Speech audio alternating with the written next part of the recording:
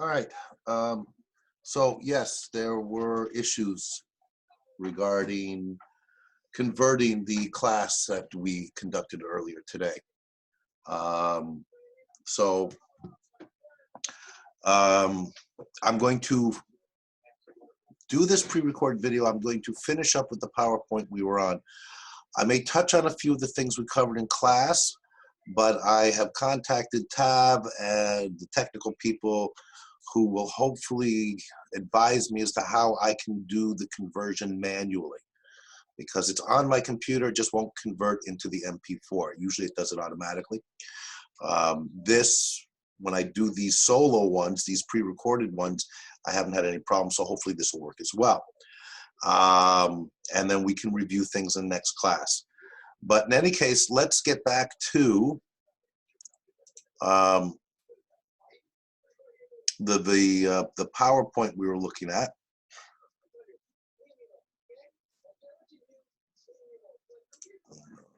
Find it. Too many windows open again. Huh. There it is. All right. So we covered all the PowerPoints. These PowerPoints will be posted up to this point. We can review them, but hopefully I'll get the class converted and posted for you. So I just want to finish up here with these fallacies, and it's an important. It can be complex discussing logical fallacies, but it's important mainly so that you can recognize them. Recognize them when you're reading other texts, but most importantly to recognize it to ensure that you're not engaging in these kinds of logical fallacies. And a reminder that the persuasive approach and this argumentative type of writing and communication is mainly predicated on logic. And as such, logical fallacies can be a big problem. All right, so it's important to familiarize yourself with them so that you can recognize them and ensure that you're not engaging in them. So arguments must be free of fallacies. And a fallacy is any violation or lapse, okay, in logical reasoning. All right, it happens quite frequently, sometimes intentionally, when it's a purely persuasive means of communication. Often they will purposely engage in fallacies in order to persuade and sway their audience to go and think in one way or to act in one way. Again, we see this in politics frequently. But we don't want to do this, okay? So what are we looking at when it comes to fallacies? There's three general types. They break down into very specific types, which we're going to look at. I won't go into too much detail, but I want you to be somewhat familiar with them. So the three general types are: some does not imply all. All right? Again, just because we have a couple of examples of something doesn't mean they're all like that. Okay? What can we say? You can see this can be applied in so many different ways. If let's say you're reading comic books, as an example, and you read 2 or 3 comic books, and they're all dealing with Batman. Well, that doesn't mean all comic books deal with Batman. Some does not imply all. Okay? Another kind of fallacy, very common, is insufficient evidence. So very important. You must substantiate your claims with evidence, evidence, evidence. Okay, and the evidence has to be proper evidence. You have to be very careful what examples and evidence that you use to substantiate your claims, because if your evidence is faulty, okay, then it's not substantiating that claim, right? And you have to be able to recognize the difference. And correlation is not cause. Just because there's a relationship between two things doesn't mean that one causes the other. Right? This is one of the trickier ones, and we'll look at it in a little more detail as we proceed.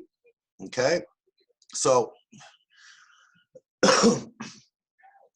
these are the common fallacies. There are many logical fallacies, but these are 12. These are the 12 most common. Okay, so I'm going to go through these, and we can discuss these next week in class in terms of using examples, so it becomes a little clearer if there's confusion. Okay, so a hasty generalization. This is one of the worst, in my opinion. You want to avoid generalizations.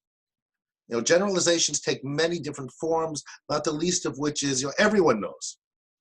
Well, no, everyone doesn't know. You can't know that. When you say something like that, it undercuts the logic of the argument, but it also impacts your credibility and your ethos. All right, because you're making a statement that isn't necessarily true. Okay, it's when a writer bases the argument on insufficient or unrepresentative evidence. Certain things we can pretty much all agree on. And that is the only time we can use what even approximates a generalization. But it remains a broad generalization if you don't have sufficient evidence to substantiate it. Okay, so always bring in the evidence. Okay, a study by Johns Hopkins University. Here's the data. This is why we can make this claim, okay? As opposed to just making the claim in a generalized way. A non sequitur means it doesn't follow, okay? The Latin terms, there's a lot of these Latin terms used to describe logical fallacies, is when we have that the conclusion that the communicator falls on is not necessarily a result of applying and understanding the facts in a logical way. Sometimes it's a misrepresentation of the facts. Other times it just does not have a pertinent relationship, okay, to the conclusion. You have to be sure that the evidence you're using follows a pattern where one is connected to the other and they're all relevant to the conclusion that is drawn. Begging the question, it's a tricky one, right? When the writer presents as truth what is supposed to be proven by the argument. It's a fallacy when you start your argument by stipulating that it's already true. Okay, rather than saying here's what I'm setting out to prove, and here's my evidence A, evidence B, evidence C, and now you can see that it's true. If you start by saying it is true that this is this, and then you start, you know, showing the evidence, you've already stipulated and presented it as being true without having proved it to be true. You need to show the proof, logical sequence of argumentation to come to that what would be the person is proclaiming to be truth, rather than stipulating at the beginning that it's true and then concluding that it's true. Okay, you have to allow it to unfold to get to that truth. The red herring is when irrelevant evidence is presented as a means to divert the reader or the audience from the main issue. It's a deflection. Okay, I don't want you to see that I'm not really substantiating this claim, so I'm going to bring in something else that's going to grab your attention, but it's not relevant. It's not relevant to what I am trying to prove. But I know that the purpose, if it's done intentionally, is to deflect so that you're not paying enough attention to the weakness of my argument. So I'm going to divert you over to thinking about something else. Okay, it can be done inadvertently, but more often the red herring is intentional. Again, more in line with purely persuasive means of argument or of communication. All right, the post hoc ergo propter hoc means, okay, again, it's the Latin, after this, therefore, because of this. This is where the communicator assumes, because one event follows another one in a sequence of time, the first event, because it happened earlier, okay, caused the second. Okay, and that may not, you can't just make that assumption just because it happened sooner. If this hadn't happened, then this wouldn't have happened.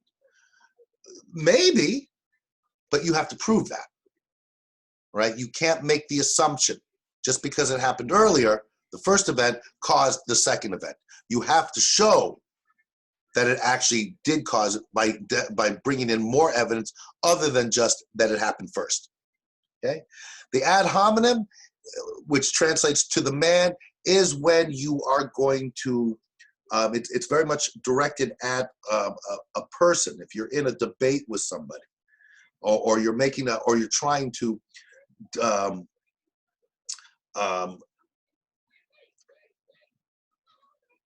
take away the credibility of your opponent, whether it's opponent you're actually having a debate with or someone you're arguing against in a paper. And what you'll do is, if you're having a debate, political debates, we see this all the time. He can't or she can't really know what is best for the economy because she's divorced. Okay, so what you're doing is you're attacking the character. You're saying, well, she's divorced, she can't hold on to her marriage and whatnot, and therefore this fallacy is because she was divorced, because she committed some kind of crime, she was arrested once for jaywalking. You bring up anything that maligns the character of the person who is responsible for that proposition that you are attacking, rather than trying to dismantle their position. Logically, you try to dismantle them. If you can prove that they have a bad character, which is already in itself a problem because that's judgmental, it's another means of deflecting. So don't believe them because he got divorced, even though the fact that he got divorced has nothing to do with the argument that you're engaged in. Okay, it's fairly common. It can be subtle in discussing a description of someone. If you describe someone in a negative way, say, oh, he's bald. You're attempting to malign his character. It has nothing to do with the argument. It's a personal attack, ad hominem, to the man. Ad populum means to the people. And this is where you find that a communicator is appealing to the emotional reactions of certain subjects. What that means is it's to the people. You're appealing to a popular consensus on an emotional level. Okay, that again deflects from the logic of the argument you're making. Okay. You're having a debate or a discussion or argument over the economy. And you're trying to say, look at our situation now where people are applying and getting funds to help them get through these financially difficult times because of the lockdown. If you start in your argument saying to a wide audience, you all don't want to go without food. You don't want to have to wait, too long for your money. You're appealing to a common emotion that is right. So it's an element of pathos to it as well, and it's directed at a large, common emotional trope that again will get the audience worked up and deflected away from the specifics of the argument. Circular reasoning is when the statements that are being made are just restating what is implied. The evidence, okay, is not actual evidence. It's just another way of saying the same thing. All right. What we'll probably do next week is I'll probably bring in some examples of this where you can see it in action. Um, Again, most of these, well, I shouldn't say most, many are done intentionally. It's all a play with language in the circular reasoning. And there's many ways it manifests and can be very effective if people are not attentive to the specifics of what are being said. And that's, of course, what is being counted on. So it looks like you're giving evidence when all you're doing is restating what your proposition is. Okay? I know some of these might be difficult. Again, we'll come back to them. Again, more is card stacking. This is like cherry picking. You're only going to use evidence that supports your side. You are not addressing oppositional positions. Okay? You don't want to do this. It's vitally important to acknowledge alternative positions vis-a-vis the argument or the stance that you are taking. If you ignore them and you cherry pick all your information, very common, okay, then you are not allowing your audience a fair opportunity to draw a conclusion that would be rational. It's not that you are saying there is no oppositional position, you are ignoring it. One of the great dangers of this is if your audience is reasonably intelligent, you'll be called out on it. You'll be saying, yeah, you're just showing evidence that supports your argument that the world is flat, right? The flat earthers out there. If you see them when they try to make their arguments, all they're doing is drawing on what I would argue is relatively pseudoscientific evidence that could fit into their narrative. Okay, and they're not bringing in the evidence that says otherwise, and vice versa. If you, I mean, you may think that it's the Earth is round, right? There's a huge movement out there called flat earthers who are arguing that the Earth is not round. If you want to make your argument that the Earth is round, you need to say, okay, the ones who disagree with me are saying this. I'm not going to ignore their perspective, but I will dismantle it in order to make my argument stronger. If you ignore it, you could be called out on it, and it is a fallacy. The quick fix is catchy phrases or slogans that sound good, but don't have much substance. Okay, and this is usually in an environment when they are trying to ensure that no one can challenge them. Okay, it can be very effective, very common in sales. Right, the slogans, right, that sound great. Oh, I want that. I got it. Or advertising. That sounds great. I want it. And people don't tend to try to question it so much because of the way it's phrased. This is what a slogan is, right? It's something, make America great again in the United States. That's a slogan, okay? It's a very catchy slogan. And people don't really challenge it, even though some do, but most of the people, when it was first introduced, it wasn't meant to be challenged. It was so catchy, it was just something to pump up a crowd. Quick fix. Either or, this is when, and this is, again, a tricky one and a dangerous one. The either or fallacy. It's one or the other. You're either with me or you're against me. Okay? Things are rarely that simplistic. Right? It implies there's only one of two ways. There's only two sides to every story, two sides to every argument. There's often multiple ideas involved in any of that kind of discussion. And if you try to reduce it to the either or, what you are imposing on your audience is either you agree with me or you are on the other side. You can't agree with part of what I say. It has to be all or nothing. Okay, and it can be, again, very effective. It's an intimidation fallacy where you're intimidating your audience, right? I mean, you're either with me or you're with those guys who are all bad, right? That combines a couple of things. It's got ad hominem in it because you're maligning character, and it's putting this either or absoluteness into the equation. The faulty use of authority, when you are, and again, a very common one, when you are going to use an expert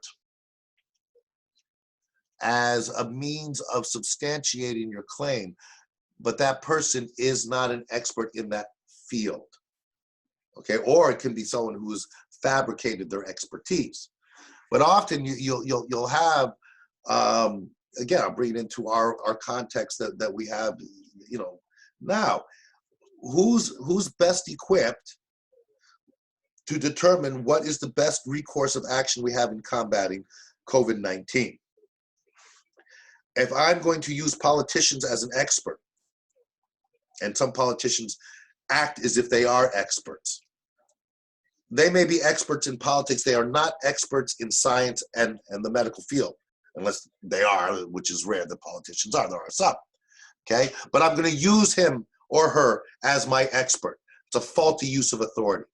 You have to be sure that you have checked out the credentials of the people you're relying on to be the authorities, the experts in that field. All right, if I'm going to want the best advice I can get on how to paint my apartment, am I going to turn to my plumber and take his expert advice, or am I going to turn to a painter, someone who's done it? Okay, it seems obvious, but now, especially in the age, in this communication age that we live in, when you can go on the internet and you can see, you want to find an expert in the field, and you see all these people, you have to check their credentials. You have to say, you know, well, what makes you the authority? You're calling yourself a doctor. Well, let's dig a little quicker before I accept your status and your credentials as that doctor. You know, a doctor of what? Is this your area of expertise? Right? And the danger with this one is we can so easily latch on to someone who proclaims themselves to be an authority when they may not be. You have to be very careful when you are using experts in the field. That's why when we do research, we go to peer-reviewed journals. Okay, we don't just take what's being said in other journals or in newspapers necessarily, because in a peer-reviewed journal, that means in order for that article by that expert to get published in that journal, it goes through a process where experts in the field, the ones who run the journal, look it over first and ensure that it is correct and accurate. If you go to non-peer-reviewed journals or non-peer-reviewed sources for your evidence, you run a risk that the evidence is faulty and you could be called on. Okay, when is an argument a good one? Okay, so a cogent argument, okay, one that is good, is an argument where the premises are rationally acceptable. The premise has to be acceptable, and you have rational support to draw your conclusions. So let's unpack that. The premises have to be acceptable. Is it reasonable for us to accept the premise? The premise, I would start with, the earth is round. Is that reasonable for me to make that argument? The premise has to be relevant to the conclusion. Oh, what does that mean? Do the premises provide at least some evidence in favor of the conclusion? What's the conclusion I'm going to draw? Okay, that my conclusion is that people who argue that the earth is flat are wrong. It's just an example. And the premises provide sufficient grounds for the conclusion. Is there enough evidence to make it reasonable for me to accept the conclusion? So in this case, if I have enough evidence to show that the earth is not flat, Okay, it's a bit of an inverse premise argument conclusion there. Probably not the best example, but everything has to be united, right? The premise has to be people who claim that the earth is flat are wrong. That's my premise. My conclusion is the earth is round. So you can do it either way. What's most important, because the premise has to be relevant, is the evidence that's in the middle that connects the premise to the conclusion. 3 conditions, right? The ARG conditions. Okay, important to remember how that unpacks. So, acceptable premise is it reasonable for the person receiving the argument to believe that the premise is to be true? Relevant, acceptable premise, relevant premise, good grounds. Okay, something to keep in mind when you are reviewing your own work to make sure that you haven't deviated from the logical sequence of events in your argument. This is all about argumentation. How do you unpack and construct? Remember, it's key to remember that you are constructing your argument. So you have to make sure that all the materials that you are using in this construct work together, are not infused with fallacies, and then people may disagree with you, but you will be able to make your argument cogent. Okay, it's important to remember that. Okay, doesn't mean that people can't disagree with it. Remember, arguments, for the most part, are disputable. So think of a debate, right? Old school debating. Should there be capital punishment? Right? Be one of those topics that 2 debating teams are going to have to debate against each other. Right? So they would be constructing their arguments in this manner. Of course, the problem is, what makes it, I think, more rich is when who's going to argue for capital punishment, who's going to argue against it. One team is for, one team is against. They don't know until like an hour before the debate. I think we talked about this in class. So they have to prepare both sides. They have to make a logical, cogent argument for capital punishment should be instituted, and they have to do exactly the same thing for the opposite stance, that there should be no capital punishment. Both arguments, if it's done properly,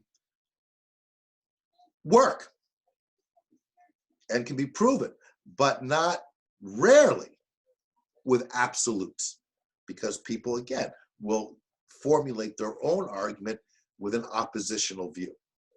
Right? That's where we get debate and disagreement. But the debates and disagreement ultimately are worthless if they are not both predicated on these articles of construction for a valid argument. They're free of fallacies, and they follow a natural sequence of evidence that supports the claims. Okay.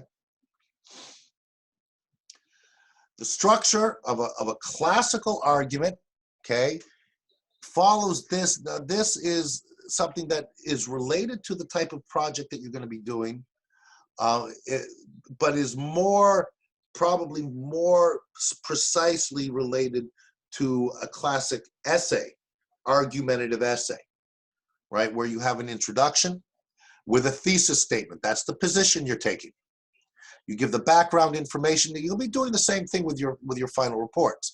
Reasons and evidence, the opposing view and refutation of that view. Always, every argument, most arguments should have an oppositional position. And again, what separates argumentative communication versus purely persuasive communication is the argumentative communication acknowledges the opposing view, addresses it, and tries, in any case, to dismantle it. Okay? And it's rarely absolute. But based on the evidence and the discussion and the engagement in the argumentative process, this is the most likely, is often the best we can do. So that means you're doing, to some extent, the comparing.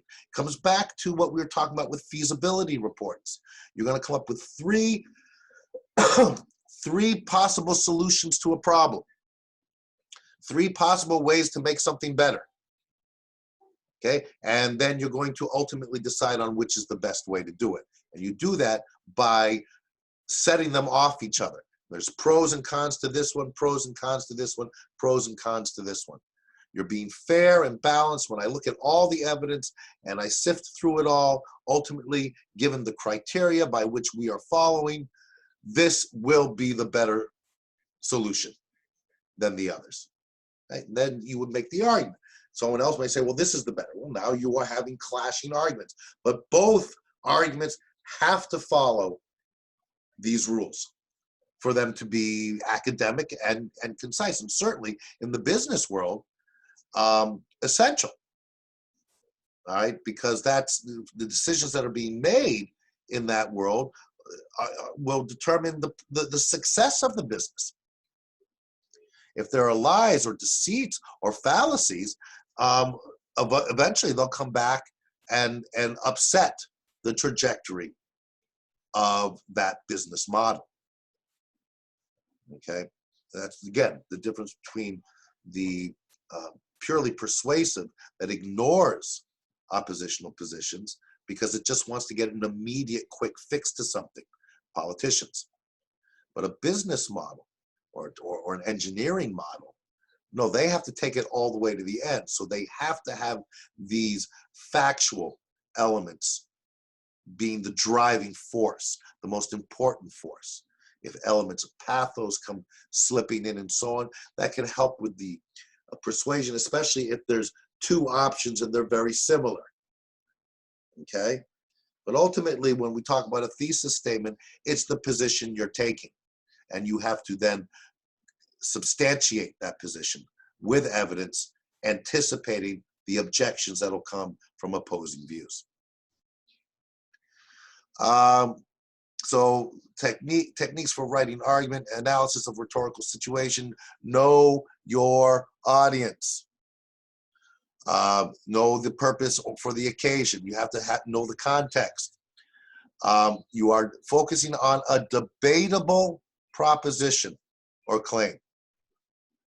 It always is. Remember, no matter what you're claiming or arguing for it, I want to have a cricket school at TAB.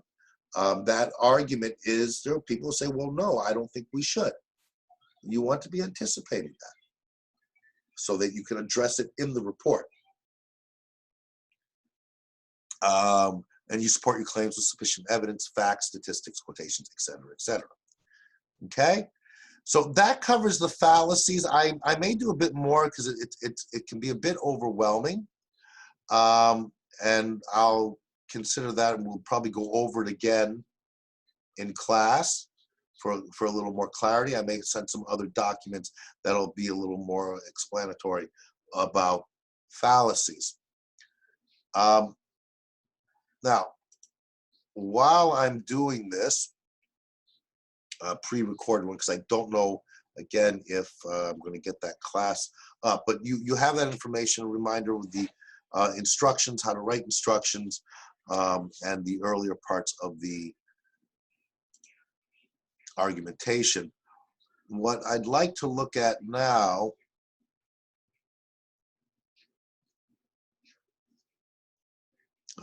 sorry, let me get to it.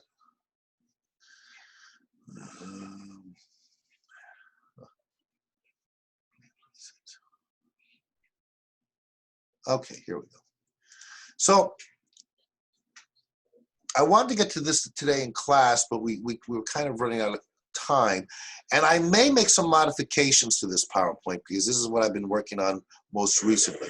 But I'm gonna go over it now with you, and then I'll either post it or I may post it on Monday and work on it a bit over the weekend. And this is to start preparing you for your final report, which will be due at the end of the semester. General guidelines. This presentation, this PowerPoint will cover report purposes and planning, report format, headings, diction, language, visual component, okay, and how you cite and what information you need to cite. And I'm not sure there's going to be a need for too much of the citations and how much research is going to be involved, but there'll be some. And you want to be clear on how to do that, okay? So in terms of the report purpose, this is general, right? Because it can be tailored towards any kind of report you're doing. And we have to get a little more, and we'll be starting this next week, really looking at more details about this cricket team and how we're going to approach that for the final report. But you explain the problem, okay? What you're going to be doing in your report, you're going to be explaining the problem or the issue. You will talk about what I mean by research method is where have you gone? How did you proceed in gathering the information that you needed to put this report together? You know, where did you collect your data? How much data are you going to be using? I want you to think about data because data is a very effective means in terms of the logic of your argument to have this team. Data can be anything from showing how it may yield some kind of return in money for the school, data that it may allow for greater recruitment, more students will come to the school, okay?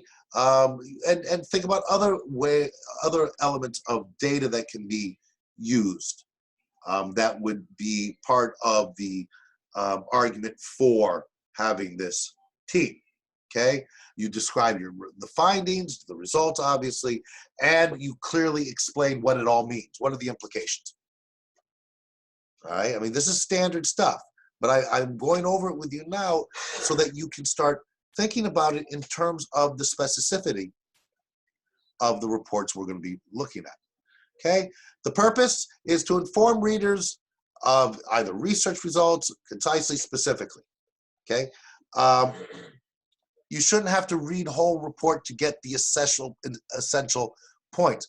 We're going to talk more about this because remember we talked about you're going to have an abstract, an executive summary. Remember how we talked about how that executive summary should have the gist between that and the abstract of what the report's about. It's often the document within the larger document that is used more than others once it gets past the first stage. Okay. Report planning before you write. Why are you writing it? Why, what, who? Why are you writing it? What do you want to achieve? What action do you want your audience to take? And who is your audience? Okay, and it goes without saying. You have to determine this clearly before you go to the next stages because this information is what will determine the content, organization, visual design, textual design, and so on. Okay, you got to go in sequence. What this is basically is the outlining, preparing before you start writing the report. Okay. So here's the general structure. Okay, and we'll look at this together in more detail, but this gives you an idea of what is going to be required to have in this final report. You have your abstract, and then your executive summary. We talked about these. Okay? Then you will have an introduction. You will have a methodology section. How did you proceed to gather the information that you are presenting in this report? It's important because it's one of the means by which you develop and sustain your ethos, your credibility. How did I go about this? Well, let me explain. I went to this, I contacted these people, so on and so forth. So you're explaining how you proceeded. And it shows, it's a way of demonstrating how thorough and organized you are. So it becomes important, okay?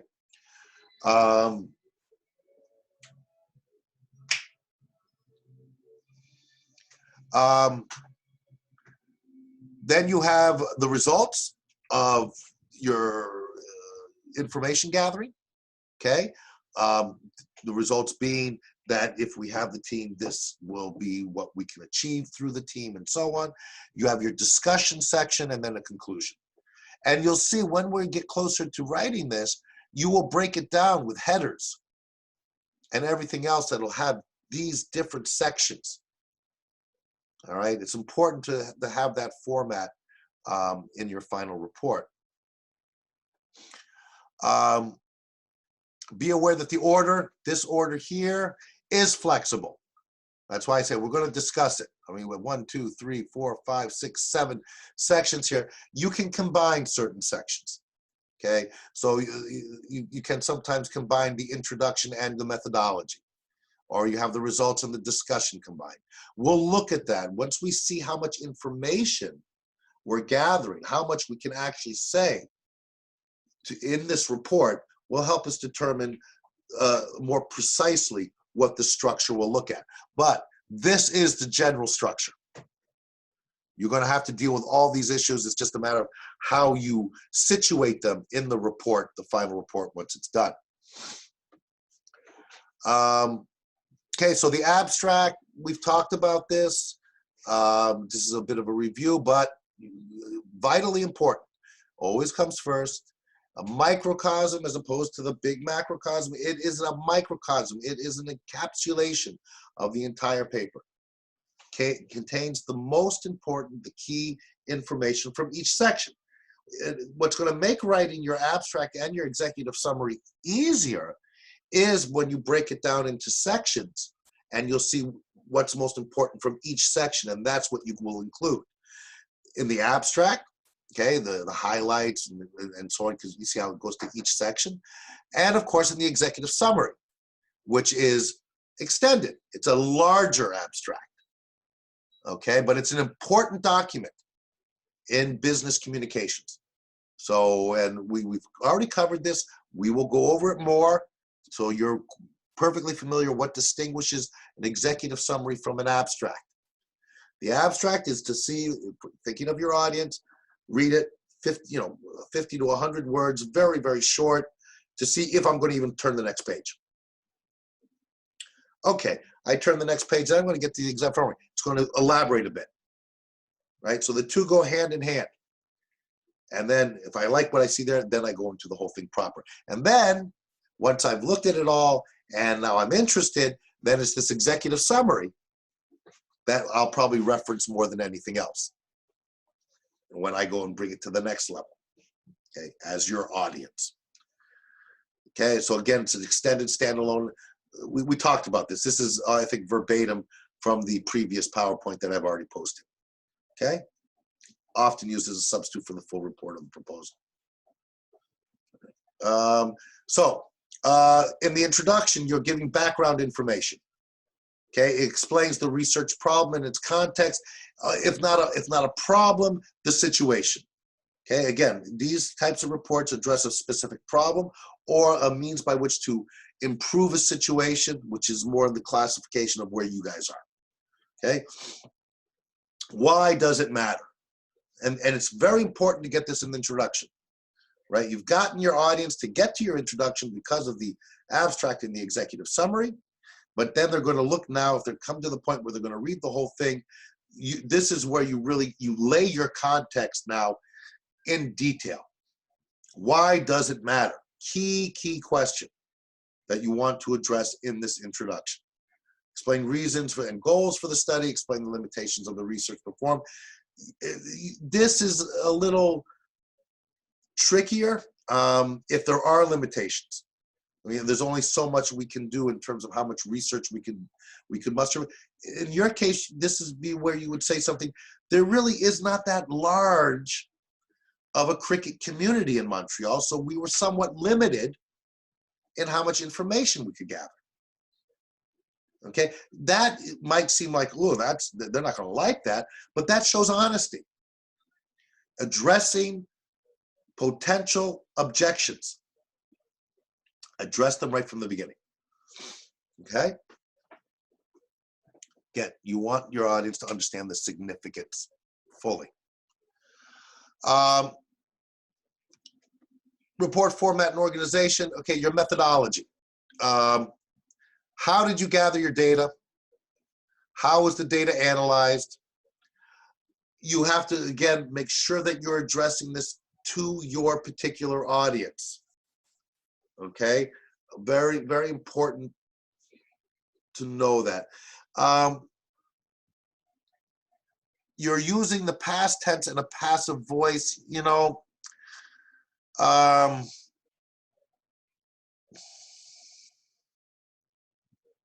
There's a reason for this. It's a little tricky.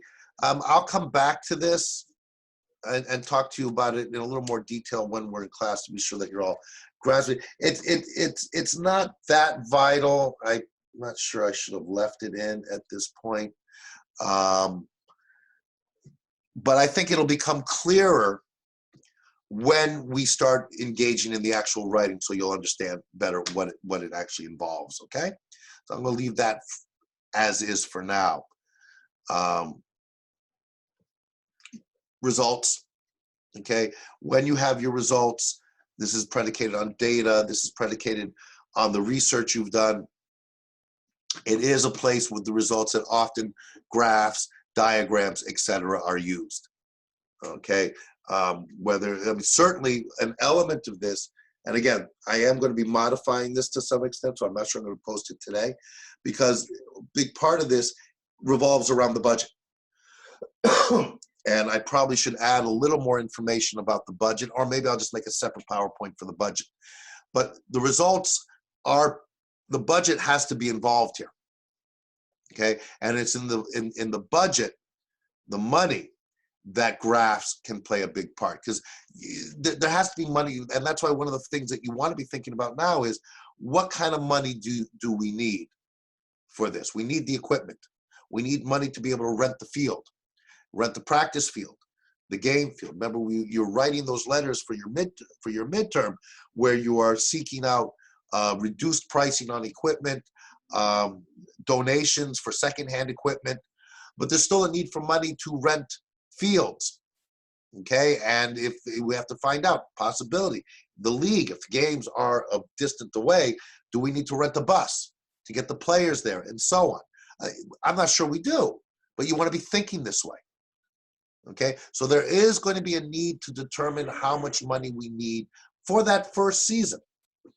Some of that money can be achieved through sponsorship. Remember, we talked about this with the sports store, you know, but we're looking at them more for saving us money on the equipment, and then we will prominently display their logo and so on.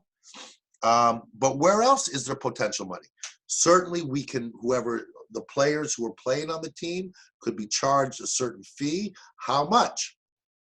And a lot of this can be clarified and made clearer through graphs. This is where the visual comes into play.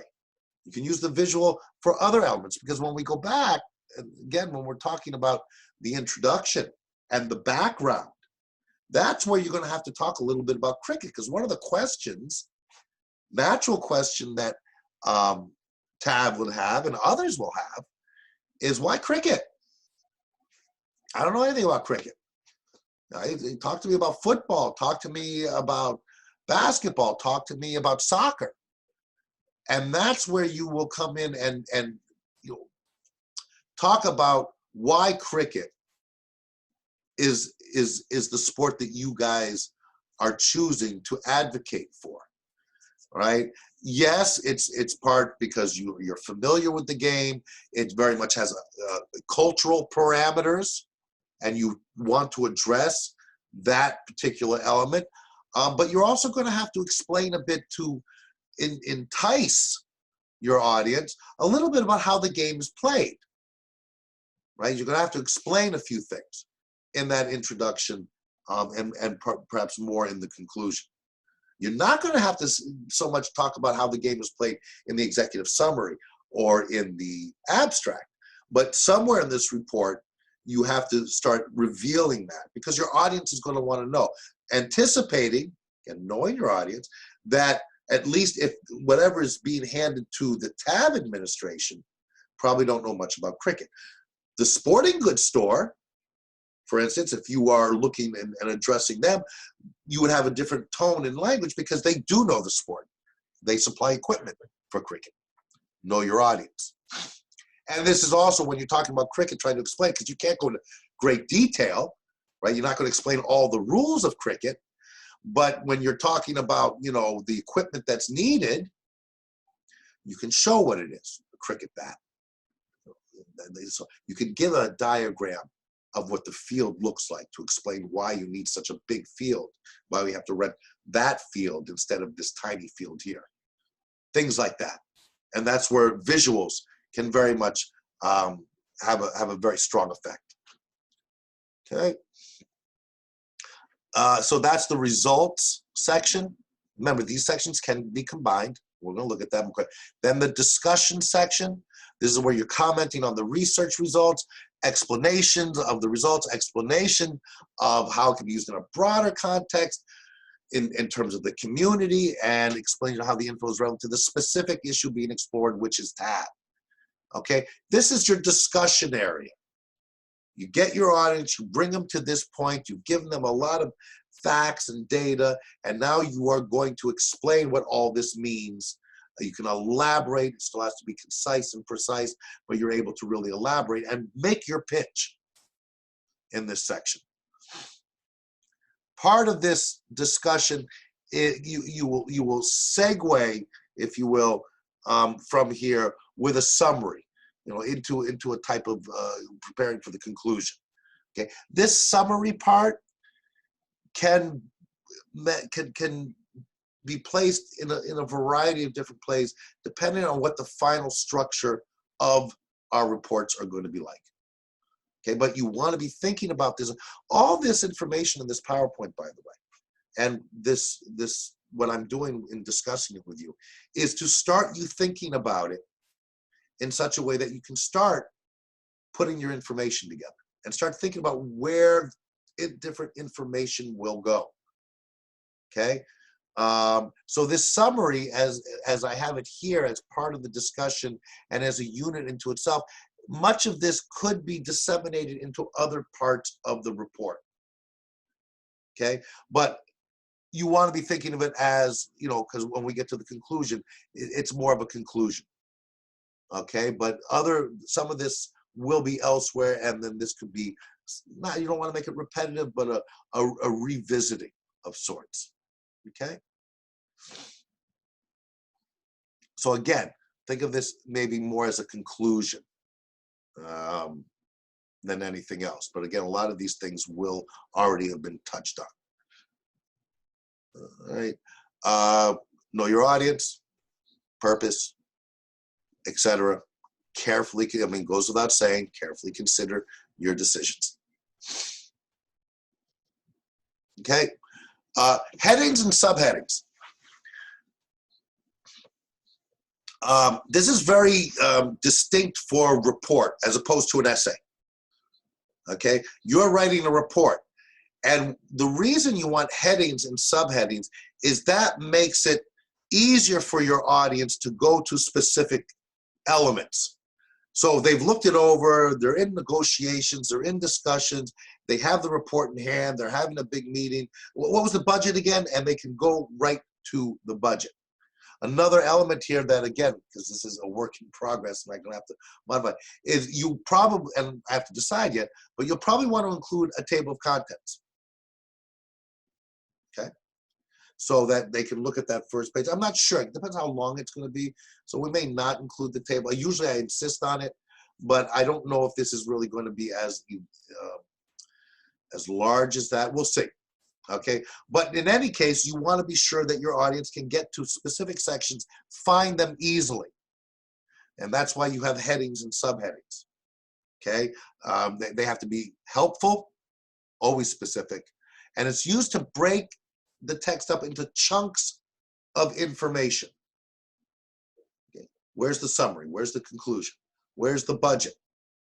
Okay, where's the methodology? I want to remember how did they get their information? And they can go right to it. You know, anticipate how your audience is going to react to the look, in this case, of the text. This is very much about the look. They need to be easily accessible. This is talking about language and vocabulary. You always want to be concise, clear, concise, straightforward. You avoid jargon and technical terms, all right? Especially if you're using jargon related specifically to cricket, anticipating that your audience is not familiar with cricket. Again, it's about maintaining simplicity and precision. You keep the sentences short. We talked about this. The longer sentences, the more prone they are to grammatical errors, and the more you're dealing with an audience, right, of business people to a large extent. Even to have administrators have a business sensibility to them because they're administrators. Of bang, bang, bang. Give me my information. Tell me what you want. Tell me, let's go. I'm busy. Okay. And again, be specific. Avoid the generalities, please. Okay. And again, a lot of those generalities can be wiped out during the revision stages. The visual design, so essential. Remember, accompanying this report, you're going to be doing a PowerPoint as well, and that's going to be part of the oral presentation. Much of the visual aids that you use for the PowerPoint can be incorporated into the written report and vice versa. Okay? But it is an important quality to these types of reports and the oral reports and PowerPoints that accompany them. Okay, graphs, other graphics, and the use of white space. I'm going to explain that a little bit more on the next slide. But this is, again, you want this to be professional looking. All right, and this is, if you look at any major business report, it has the graphs, often in color, right? Because you want your audience to want to open it and read it. So you have to be thinking of this design, the visual design of the report. So graphics, again, you need to ensure that there is a proper correlation between the graphics you're using and the words you're using. All right, and the graphics, don't just throw them in willy-nilly just because they look pretty. They need to serve a purpose. They need to address specific points.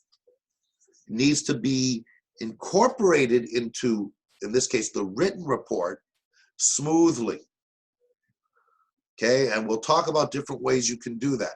In other words, you don't want to be talking about something that you have a graph for on page 2 where you say, see figure 3, see graph 3, and that graph is 2 pages away, right? You don't want to, don't call me back. You want to have everything user-friendly.